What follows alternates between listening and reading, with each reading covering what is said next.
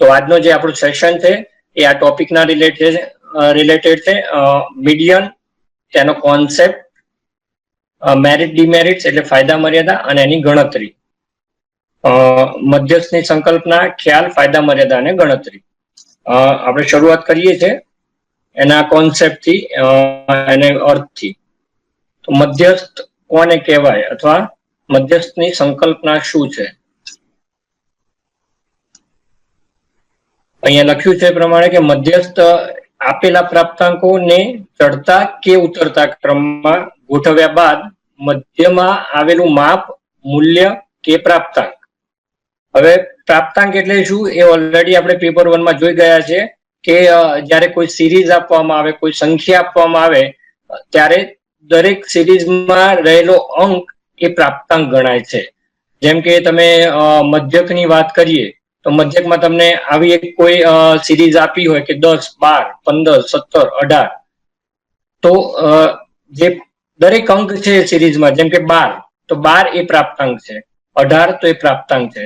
તો આ જે પ્રાપ્તાંકો જે આપણને આપ્યા છે એને કોઈ ચોક્કસ એસેન્ડિંગ કે ડિસએસેન્ડિંગ એટલે ચડતા કે ઉતરતા ક્રમમાં ગોઠવી અને એની વચ્ચે સેન્ટરમાં જે માપ આવે છે એને આપણે મધ્યસ્થ તરીકે ઓળખતા હોઈએ છીએ. એટલે નોર્મલી આનો ઉપયોગ શું કરી શકાય તો કે જ્યારે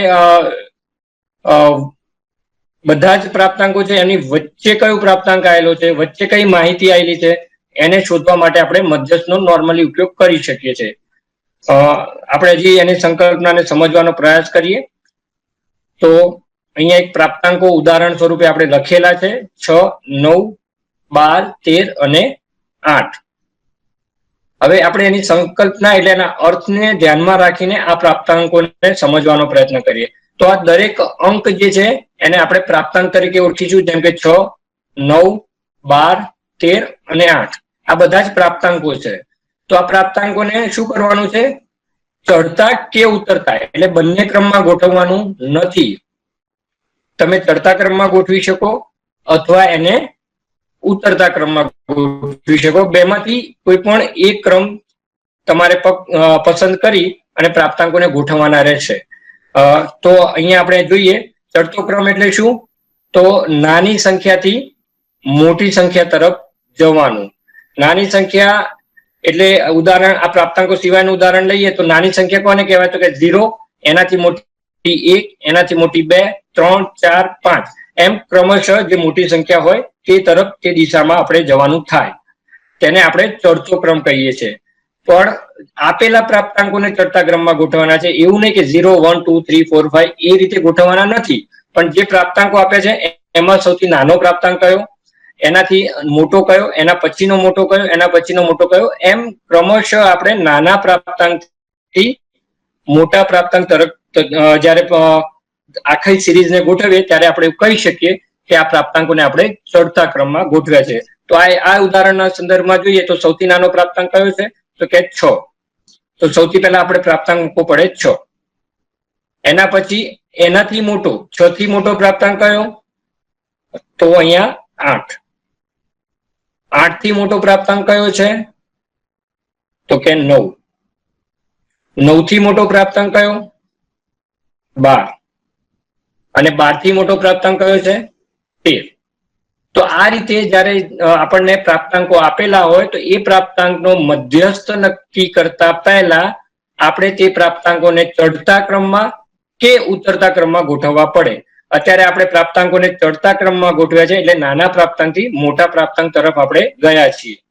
હવે ઉતરતો ક્રમ શું છે તો આનું એકદમ ફ્લિપ સિચ્યુએશન, રિવર્સ સિચ્યુએશન એટલે મોટા પ્રાપ્તાંકથી નાના પ્રાપ્તાંક તરફ જવું એટલે ઉતરતા ક્રમમાં ગોઠવ્યા એમ કહેવાય. આપણે જોઈએ તો હવે આપણે પહેલા સૌથી મોટો પ્રાપ્તાંક શોધવો પડશે તો તે છે 13. હવે રિવર્સ આવશે 13 થી નાનો પ્રાપ્તાંક, કારણ કે આપણે ઉતરતા ક્રમમાં જઈએ છીએ એટલે મોટાથી નાના તરફ જવાનું. તો 13 પછી એના પછી તરતનો નાનો પ્રાપ્તાંક કયો છે તો કે 12. 12 પછીનો નાનો પ્રાપ્તાંક તો 9. 9 પછીનો નાનો પ્રાપ્તાંક તો 8 અને 8 પછીનો નાનો પ્રાપ્તાંક તો 6. તો આ રીતે આપણે મધ્યસ્થની ગણતરી કરતા પહેલા જે પ્રાપ્તાંકો આપણને આપવામાં આવ્યા છે તે પ્રાપ્તાંકોને આપણે ચડતા ક્રમમાં કે ઉતરતા ક્રમમાં ગોઠવવા પડે છે. કયા ક્રમમાં ગોઠવવું એ ગણતરી કરનાર વ્યક્તિ પોતે નક્કી કરી શકે છે કે એને ચડતા ક્રમમાં ગોઠવવું છે કે ઉતરતા ક્રમમાં. બંને ક્રમમાં ગોઠવવાની જરૂરિયાત રહેતી નથી. હવે તમે અહીંયા દેખીતી રીતે જ નક્કી કરી શકો છો કે મધ્યસ્થ કયો છે. તો વ્યાખ્યાને આપણે વાંચીએ ફરીથી કે મધ્યસ્થ એટલે આપેલા પ્રાપ્તાંકોને ચડતા કે ઉતરતા ક્રમમાં ગોઠવ્યા બાદ, એટલે આપણે ચડતા અને ઉતરતા બંને ક્રમમાં ગોઠવ્યા છે, એના બાદ મધ્યમાં આવેલું માપ, મૂલ્ય કે પ્રાપ્તાંક, તો બરાબર વચ્ચે કયો પ્રાપ્તાંક કે મૂલ્ય જોવા મળે છે આપણને ચડતા ક્રમમાં કે ઉતરતા ક્રમમાં બંનેમાં જોઈશું તો આપણને જે મૂલ્ય મળશે તે છે 9. 9 ની બંને બાજુ સમાન પ્રાપ્તાંકો જોવા મળે છે. પણ દરેક વખતે એવું ના પણ હોય કે ઇક્વલ જે સ્કોર છે જોવા મળે તમને, તો એની માટે ગણતરી કરવી પડે. આ દેખીતી રીતે આ વ્યાખ્યા છે અને મધ્યસ્થ ગણવા માટે એની કેટલીક રીતો છે એ આપણે ગણીશું, પણ અત્યારે આપણે માત્ર એનો કોન્સેપ્ટ સમજીએ છીએ કે વચ્ચે આવેલું માપ જે છે તેને આપણે મધ્યસ્થ તરીકે ઓળખીએ છીએ. હવે તમે કોઈ પણ ક્રમમાં એને ગોઠવો તેમ છતાં એનો જવાબ એ જ આવે. જો ચડતા ક્રમમાં પણ તમે જોશો તો વચ્ચેનું માપ 9 જ જોવા મળશે અને ઉતરતા ક્રમમાં ગોઠવ્યો છે તો પણ એનું માપ 9 જ જોવા મળશે. હવે આ વાત હતી પ્રાપ્તાંકોની. પણ ધારો કે માહિતી આપણને વર્ગ સ્વરૂપે આપી હોય તો, જેમ આપણે મધ્યકમાં જોયું કે પ્રાપ્તાંકો પણ આપેલા હોય છે અને વર્ગો પણ આપેલા હોય છે. તો વ્યાખ્યામાં તો ખાલી પ્રાપ્તાંકોની વાત કરી છે, પણ ધારો કે માહિતી વર્ગીકૃત હોય, વર્ગોમાં આપેલી હોય તો શું કરવાનું? તો વ્યાખ્યા તો એ જ રહે, કોન્સેપ્ટ તો એ જ રહે, કોન્સેપ્ટને બદલી શકાય નહીં. એટલે મૂળ વિચાર અને મૂળ જે અર્થ છે એ તો એ જ રહે. તો ત્યારે આપણે વર્ગોને ચડતા કે ઉતરતા ક્રમમાં ગોઠવવાના રહેશે અને ત્યારબાદ એની ચોક્કસ ફોર્મ્યુલા એપ્લાય કરીને ગણતરી કરવાની રહેશે. કારણ કે વર્ગો પણ બને તો શેમાંથી છે? તો કે પ્રાપ્તાંકોમાંથી જ બને છે. તો અર્થ આ જ રહેશે, પણ જયારે વર્ગો આપ્યા છે ત્યારે આપણે આવી દેખીતી રીતે સીધી રીતે નહીં કહી શકીએ કે મધ્યસ્થ 9 જ છે, પણ આપણે એની ચોક્કસ ફોર્મ્યુલા એપ્લાય કરી એની ગણતરી કરવાની થશે. પણ કોન્સેપ્ટ તો આ જ રહેશે, વર્ગો હોય તો પણ કે તેને ચડતા કે ઉતરતા ક્રમમાં ગોઠવવા પડશે. તો આ એક વાત હતી મધ્યસ્થના ખાલી અર્થની. હવે આપણે એને થોડું ડિટેલમાં જોઈએ કે મધ્યસ્થ ગ્રાફિકલ પ્રેઝન્ટેશન આપણે જોઈએ કે મધ્યસ્થ એક્ઝેક્ટલી શું છે. આપણે 3 માપ જોડે થોડી તુલના કરીશું, ડિટેલમાં નહીં જઈએ કારણ કે એનો ડિટેલમાં કમ્પેરિઝન આગળ આવવાનું છે બીજા યુનિટમાં. તો અહીંયા એક તમને જે વક્ર આપવામાં આવે છે જેને તમને ખબર જ હશે કે આને સમધારણ વક્ર કહેવામાં આવે છે, નોર્મલ પ્રોબેબિલિટી કર્વ.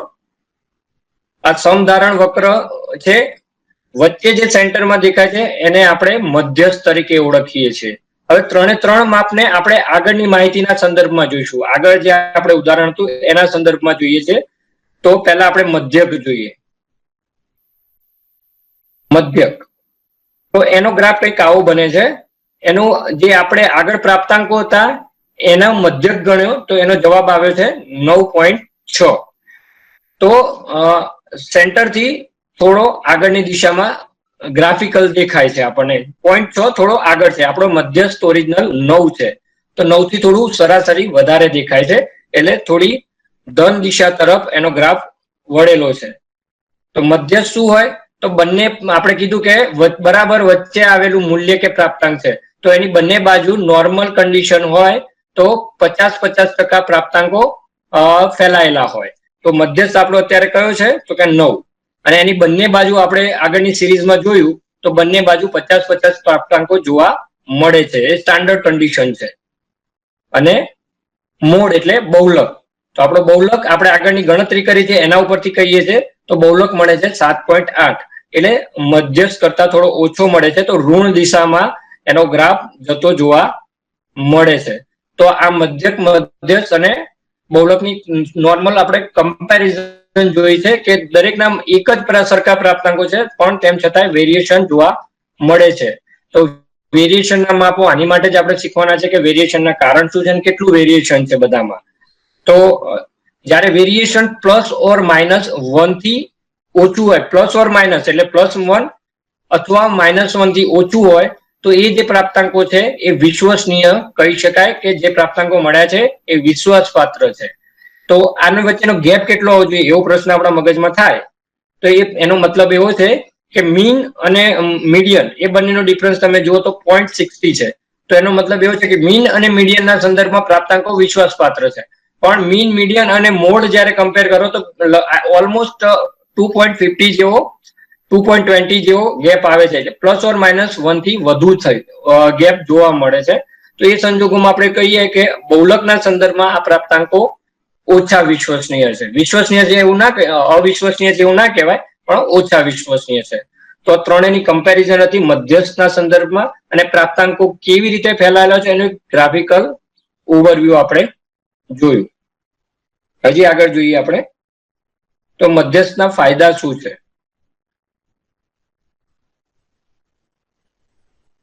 તો પહેલો ફાયદો છે મધ્યસ્થનો કે છેડા પરના પ્રાપ્તાંકોની અસરથી સ્વતંત્ર માપ છે. મધ્યસ્થની આપણે જે વાત કરી એની એક સિરીઝ, અહીંયા એક પ્રાપ્તાંકોનું એક ઉદાહરણ મેં નીચે મૂક્યું છે, તમને દેખાતું હશે 6, 8, 9, 12, 13, 15, 18 અને 20. તો મધ્યસ્થનું આપણે સંકલ્પના ફરીથી યાદ કરીએ તો શું એ સંકલ્પના શું કહે છે કે પ્રાપ્તાંકોને ચડતા કે ઉતરતા ક્રમમાં ગોઠવ્યા બાદ બરાબર વચ્ચે મળતો માપ, પ્રાપ્તાંક કે મૂલ્ય. તો આ ફાયદો શું કહેવા માંગે છે કે છેડા પરના જે માપ છે ને એની અસર મધ્યસ્થની ગણતરી ઉપર થતી નથી. એટલે ક્યારેક એમાં ભૂલ રહી ગઈ હોય, એ પ્રાપ્તાંક એટલા બધા નજીકના તારણો ના દર્શાવતા હોય તેમ છતાં મધ્યસ્થનું જે માપ છે, જે મૂલ્ય મળે છે એ રિલાયેબલ છે, કારણ કે કોર્નરના જે પ્રાપ્તાંકો છે એ પ્રાપ્તાંકોની અસર મધ્યસ્થ ઉપર થતી નથી, પણ મધ્યક ઉપર થાય છે. કેમ? કારણ કે મધ્યકનું સૂત્ર શું છે, તો એનો અર્થ શું છે તો કે આપેલા પ્રાપ્તાંકોનો સરવાળો કર્યા બાદ તેની કુલ સંખ્યા વડે ભાગતા જે માપ મળે છે એને આપણે શું કહીએ છીએ? મધ્યક. તો ત્યારે આપણે મધ્યકની ગણતરી કરતી વખતે ઈચ એન્ડ એવરી સ્કોરને કન્સિડર કરીએ છીએ, જેમ કે 6 + 8 + 9 + 12 + 13, 15, 18 અને 20. આ રીતે આપણે દરેક સ્કોરને અહીંયા કન્સિડર કરીએ છીએ. તો ત્યાં દરેક પ્રાપ્તાંકની અસર મધ્યક ઉપર થાય છે, પણ મધ્યસ્થમાં આપણે જોયું કે પ્રાપ્તાંકોને ગોઠવ્યા બાદ વચ્ચે જે માપ આવે છે એને આપણે લઈ લઈએ છીએ મધ્યસ્થ તરીકે. તો હવે છેડાનો પ્રાપ્તાંક 6 હોય કે 7 હોય, એક ઉદાહરણ તમે એકદમ ક્લિયર કરી લેજો. જો કોઈ પ્રશ્ન હોય તો પૂછી લેજો, તો આપણે અહીંયા જ ક્લેરિફિકેશન આપી દઈશું. જેમ કે અહીંયા આપણે ઉદાહરણમાં મૂક્યું છે 6, પણ 6 ની જગ્યાએ 7 હોય તો શું મારો મધ્યસ્થ બદલાઈ જાય? તો એનો જવાબ હશે તમારો ના. કારણ કે 6 હોય કે 7 હોય, મારો મધ્યસ્થ શું છે કે ચડતા ક્રમમાં કે ઉતરતા ક્રમમાં ગોઠવ્યા બાદ જે વચ્ચે પ્રાપ્તાંક મળે છે એ મારો મધ્યસ્થ છે. તો 6 હોય કે 7 હોય, એટલી માર્જિન એરર રહેલી હોય તો એનાથી મારું મધ્યસ્થનું જે માપ છે એ બદલાતું નથી. એટલે છેડાના જે પ્રાપ્તાંકો છે એ મધ્યસ્થ ઉપર અસર કરતા નથી. મધ્યસ્થ એની અસરથી સ્વતંત્ર છે, એને કોઈ પણ અસર થતી નથી.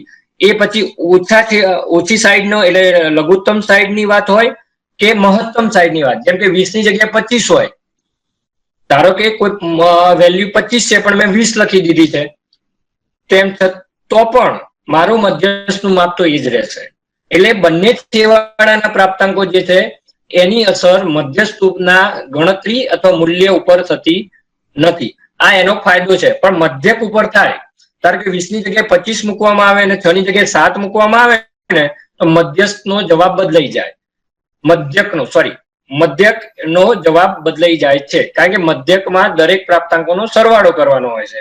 અહીંયા એ જે ભૂલ છે એને નિવારી શકાય છે. એટલે આ એનો સૌથી મોટો ફાયદો છે કે છેવાડાના પ્રાપ્તાંકોની અસર એ મધ્યસ્થની ગણતરી પર થતી નથી. બીજો એનો ફાયદો છે ખુલ્લા છેડાવાળા આવૃત્તિ વિતરણ માટે મધ્યસ્થ ઉપયોગી છે. કે આવૃત્તિ વિતરણમાં એક તો 0 to 9, 10 to 19 આ પ્રકારે એક આવૃત્તિ વિતરણ હોય. બીજું આવૃત્તિ વિતરણ 0 to 10, 10 to 20 આ પ્રકારે હોય છે. અને ત્રીજું એક આવૃત્તિ વિતરણ હતું કે જેમને આપણે થી વધુ અને થી ઓછા આવા પ્રકારના આવૃત્તિ વિતરણ હતા, જેને આપણે ખુલ્લા છેડાવાળા આવૃત્તિ વિતરણ તરીકે ઓળખીએ છીએ. કે ત્યાં 10 થી ઓછા તો કેટલા એ નક્કી નથી, અને છેલ્લે આપણે એવું કીધું કે 99 થી વધારે તો કેટલા એ ખબર નથી. હવે જ્યારે આવા પ્રકારનું આવૃત્તિ વિતરણ હોય અને તમને એવું કહેવામાં આવે કે મધ્યકની ગણતરી કરો, તો મધ્યકની ગણતરી કરવી હોય તો તમારી પાસે મધ્ય કિંમત શોધવાની રિક્વાયરમેન્ટ ઊભી થાય છે, જરૂરિયાત ઊભી થાય છે. તો હવે થી વધુ ને થી ઓછા હોય તો કેવી રીતે મધ્ય કિંમત શોધવાની? ત્યાં તો કોઈ ચોક્કસ માપ જ નથી. તો એવા સંજોગોમાં તમે મધ્યક ગણી શકતા નથી. કેમ? કારણ કે ત્યાં તમારે ચોક્કસ મધ્ય કિંમત ગણવાની થાય અને દરેક વર્ગની વર્ગ લંબાઈ પણ કન્સિડર કરવાની થાય છે મધ્યકની ગણતરીમાં.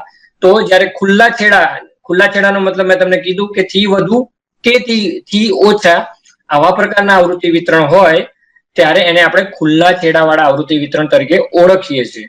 હવે જ્યારે આવું આવૃત્તિ વિતરણ હોય ત્યારે મધ્યવર્તી સ્થિતિમાનનું કોઈ પણ માપ તમારે ગણવાનું થાય તો તમે ગણી શકતા નથી, ખાલી મધ્યસ્થ ગણી શકો છો.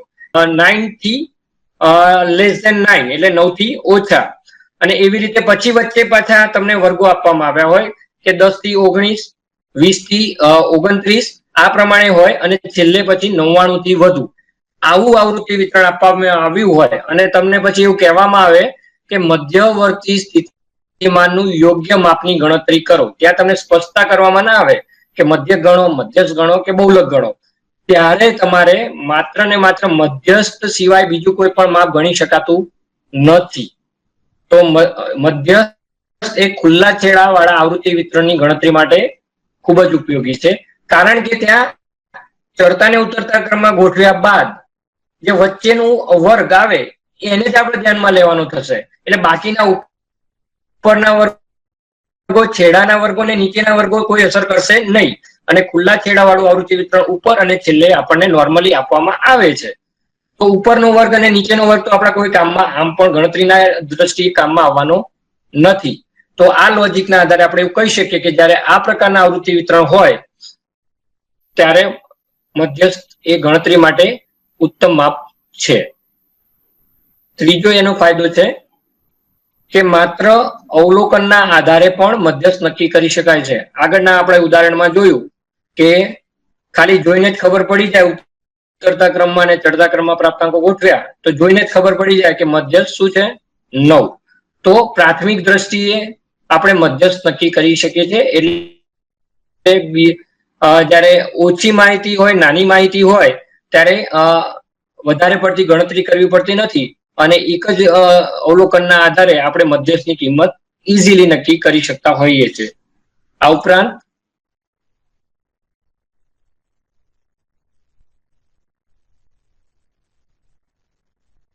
માપ આવતું હોય એને જ આપણે મધ્યસ્થ તરીકે ગણતા હોઈએ છીએ. એના પછીનો એનો ફાયદો છે કે જ્યારે મધ્યક શોધવો મુશ્કેલ હોય ત્યારે મધ્યક શોધી અને મધ્યવર્તી સ્થિતિમાનનું આપણે અનુમાન કરી શકતા હોઈએ છીએ. આગળ જેમ ચર્ચા કરી એ પ્રમાણે જ કે જ્યારે ખુલ્લા છેડાવાળા આવૃત્તિ વિતરણ હોય ત્યારે આપણે મધ્યસ્થ અને બહુલક બંનેમાંથી એક પણ માપ ગણી શકતા નથી. ત્યારે આપણી પાસે એક જ માપ અથવા અનુમાન કરવું હોય મધ્યવર્તી સ્થિતિમાનનું તો એક જ માપ અવેલેબલ છે અને તે છે મધ્યસ્થ. ગુણાત્મક માહિતી, ક્વોન્ટિટેટિવ માહિતી માટે મધ્યસ્થ ઉપયોગી છે. ગુણાત્મક માહિતી એટલે જ્યારે વર્ણન સ્વરૂપે કે માહિતી આપેલી હોય ત્યારે આપણે મધ્યસ્થનો ઉપયોગ કરી શકીએ છીએ. તો આ એના ફાયદા હતા કે મધ્યસ્થ ક્યારે ક્યારે આપણે ગણતરી માટે ઉપયોગ કરી શકીએ છીએ. પણ હવે આપણે મધ્યસ્થની મર્યાદાઓ જોઈએ.